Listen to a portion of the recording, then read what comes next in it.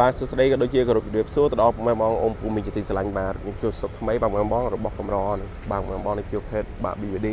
Salon 5បាទបងឆ្នាំផលិត2025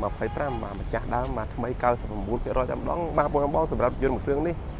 ទឹកឆ្នាំធានាអត់មានស្កុតសុំតែមួយសរសៃសក់ទេបាទបងហើយថ្មីម្ចាស់ដើមប្រើទៅបាន 6000 គីឡូទេបាទនេះសាំងបូកអគ្គិសនីបាទបងសម្រាប់ Salon 5 គ្រឿងនេះបាទបងត្រូវការប្រភេទបាទទឹកផ្លាកលេខបាទដល់នេះចូល stop ហើយបាទបងបាទមួយគ្រឿងនេះថ្មីដាច់លះតែម្ដងបាទក្លុកលឿនសខ្ចីញអត់មានស្កូតមានអីទេពុកស្បែកស៊ីន original ទៅរោងចក្របាទភ្ជាប់មកកម្រាលជើង VIP ហើយរួចជាស្រេចបាទបងធ្វើការប្រភេទបាទ BVD បងហើយ